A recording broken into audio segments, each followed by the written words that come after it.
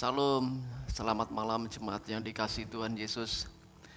Kita bersyukur bahwa Tuhan beri kesempatan buat kita untuk kembali kita bersekutu. Kita sekarang sedang dalam sebuah persekutuan di tempat masing-masing. Kami rindu supaya suami, istri, anak bisa terlibat di dalam persekutuan doa pada malam hari ini. Sebelum kita akan belajar firman Tuhan, kita akan berdoa dulu. Mari kita berdoa. Bapa, kami berterima kasih. Bapa terus menyertai kehidupan kami sebagai anak-anak-Mu. Pada malam ini kami bersyukur Tuhan persekutukan kami untuk kami belajar firman-Mu. Mohon Roh Kudus memberikan pengertian akan firman Tuhan yang akan kami baca dan renungkan bersama. Sebelum nanti kami lebih banyak untuk berdoa bagi bangsa, bagi gereja-Mu, maupun bagi kota kami, maupun bagi pribadi kami masing-masing. Mari berkati kami dengan firman-Mu. Dalam nama Tuhan Yesus kami berdoa. Amin. Kita akan membuka Alkitab kita. Silakan Bapak Ibu membuka Alkitabnya. Bisa silakan membuka HP-nya. Kita buka Alkitab kita dalam kitab Matius pasal yang ke-28. Kita akan baca ayat 11 sampai ayat yang ke-20. Injil Matius pasal yang ke-28, kita baca ayat 11 sampai ayat 20. Nanti ada bagian-bagian lain yang kita akan baca untuk melengkapi atau sebagai referensi dari pembahasan kita pada malam hari ini. Kita akan baca, saya akan baca ayat 11 sampai ayat yang ke-20. Dusta Mahkamah Agama. Ketika mereka di tengah jalan, datanglah beberapa orang dari penjaga itu ke kota dan memberitahukan segala yang terjadi itu kepada imam-imam kepala. Dan sesudah berunding dengan tua-tua, mereka mengambil keputusan lalu memberikan sejumlah besar uang kepada serdadu-serdadu itu. Dan berkata, kamu harus mengatakan bahwa murid-muridnya datang malam-malam dan mencurinya ketika kamu sedang tidur. Ayat 14. Dan apabila hal itu kedengaran oleh wali negeri, kami akan berbicara dengan dia, sehingga kamu tidak beroleh kesulitan apa-apa. Mereka menerima uang itu dan berbuat seperti yang dipesankan kepada mereka. Dan cerita ini tersiar di antara orang Yahudi sampai sekarang ini. Ayat yang ke-16. Dan ke-11 murid itu berangkat ke Galilea, ke bukit yang telah ditunjukkan Yesus kepada mereka. Ketika melihat dia, mereka menyembahnya, tetapi beberapa orang ragu-ragu. Yesus mendekati mereka dan berkata, kepadaku telah diberikan segala kuasa di surga dan di bumi. Karena itu pergilah, jadikanlah semua bangsa muridku, dan baptislah mereka dalam nama Bapa dan Anak dan Roh Kudus. Dan ajarlah mereka melakukan segala sesuatu yang telah kuperintahkan kepadamu. Dan ketahuilah, aku menyertai kamu senantiasa sampai kepada akhir zaman. Bapak Ibu Saudaraku yang saya kasih dan Tuhan Yesus, kematian Yesus dan kebangkitannya merupakan peristiwa yang nyata. Terjadi dalam sejarah kehidupan manusia. Jadi artinya bukan sebuah cerita yang fiktif atau cerita dongeng seperti yang pernah saya sampaikan dalam khotbah saya di hari Jumat Agung. Ada banyak kisah peristiwa-peristiwa yang dicatat dan melibatkan banyak orang, banyak oknum, banyak pribadi. Ditulis dalam Alkitab sebagai pembelajaran. Dan di dalamnya mengandung prinsip-prinsip rohani yang penting buat kita. Nah, hari ini kita akan duduk bersama, kita akan belajar firman Tuhan bagi Bapak Ibu di rumah.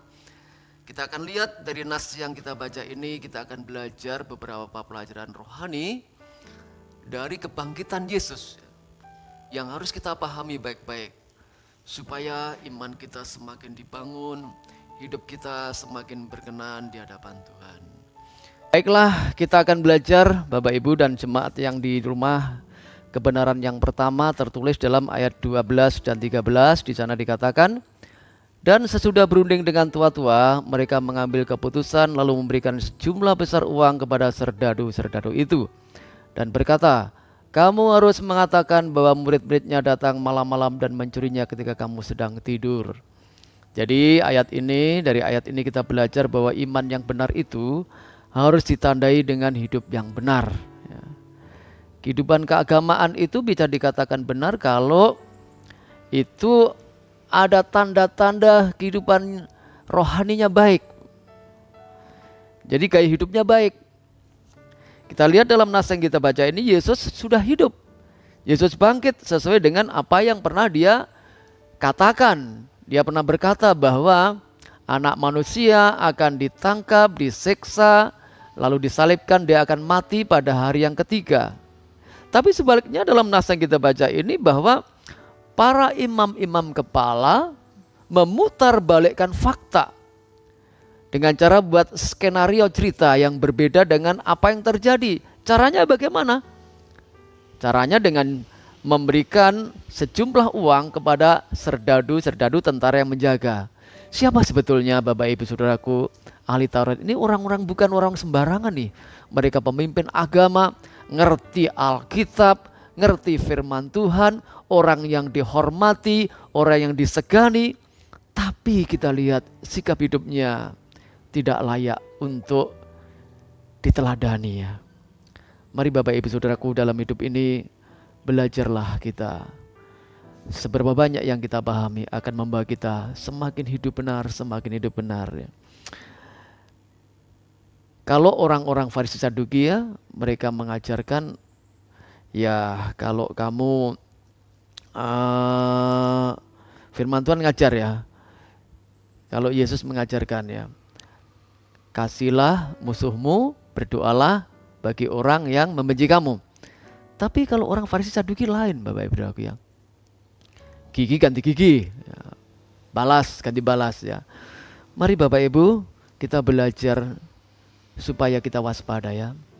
Jangan sampai tiru kehidupan orang Farisi Saduki ini ya. Ngerti firman tapi hidupnya jauh dari firman. Yang kedua, ayat 13 dan 15 kita belajar bunyinya seperti ini. Dan berkata, kamu harus mengatakan bahwa murid-muridnya datang malam-malam dan mencurinya ketika kamu sedang tidur. Ayat 15. Mereka menerima uang itu dan berbuat seperti yang dipesankan kepada mereka. Dan cerita ini tersiar di antara orang Yahudi sampai sekarang ini. Yang kedua, ayat ini kita belajar bahwa yang sementara itu dapat menggeser segala sesuatu yang punya nilai yang abadi, yang kekal. Atau hal-hal sifatnya sementara itu kalau kita tidak waspada ya, itu bisa membuat kita mengesampingkan segala sesuatu yang punya nilai kekal ya. Kebenaran yang punya nilai surgawi, kehidupan yang bisa membawa kita berkenan di hadapan Tuhan ya. Nah, ini dilakukan oleh para serdadu tentara Romawi ini. Ketika mereka melihat Yesus sudah bangkit ya. Mereka lihat sendiri, tertulis di dalam pasal 28 ayat 12 ayat 2 sampai 4 ya.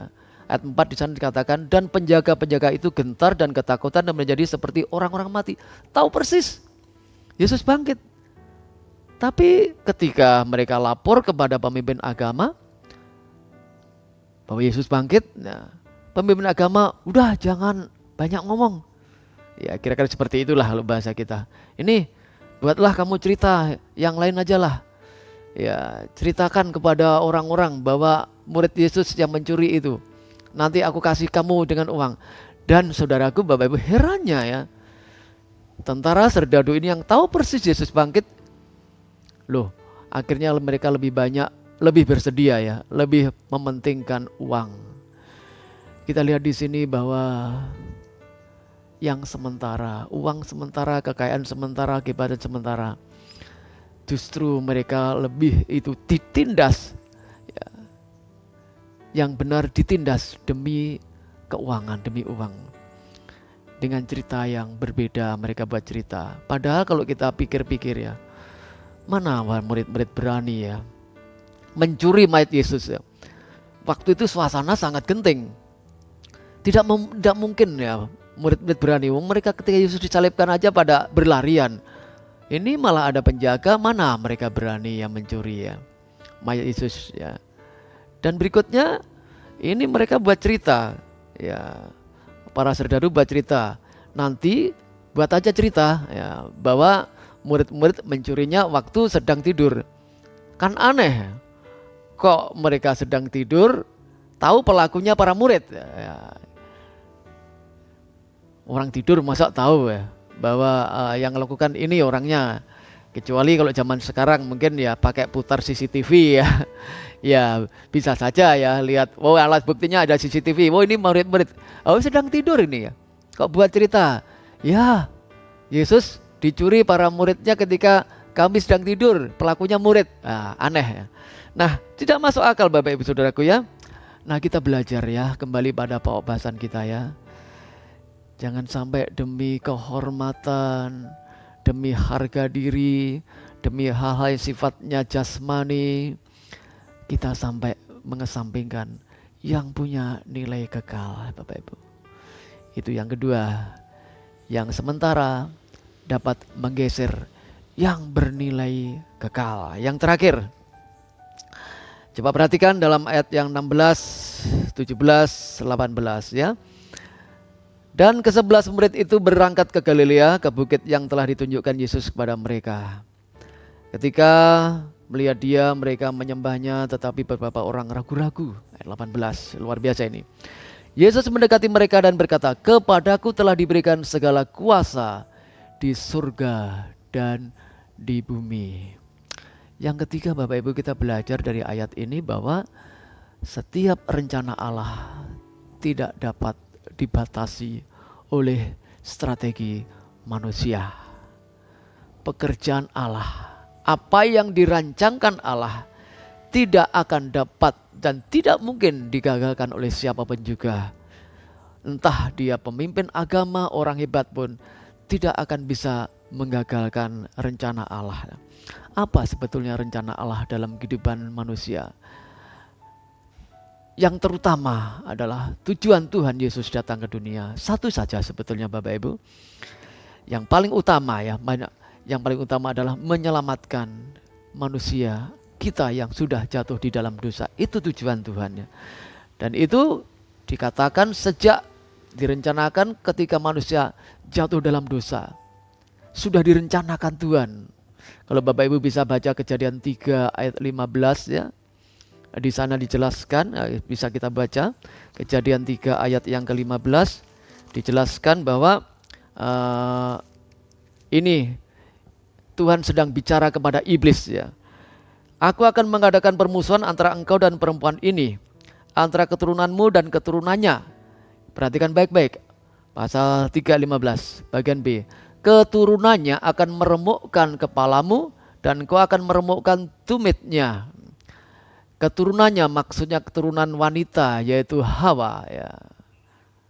Akan meremukkan kepalamu, meremukkan kepala iblis. Artinya apa? Memang sejak awal bahwa Tuhan punya rencana. Pekerjaan iblis yang membuat manusia jatuh dalam dosa itu harus dijatuhkan, digagalkan. Supaya rencana Allah menyelamatkan manusia bisa terwujud. Dan Yesus juga pernah bilang dalam kitab Lukas 19 ayat 10. Anak manusia datang untuk mencari dan menyelamatkan yang hilang. Itu rencana Allah ya. Bapak Ibu Saudaraku, iblis tidak bisa menghalangi rencana Allah lewat cara apapun. Dan keselamatan yang dilakukan Tuhan buat kita yang berdosa lewat kematian dan kebangkitannya itu sudah terwujud ya. Makanya ketika Yesus mati di atas kayu salib, dia berkata, "Sudah selesai."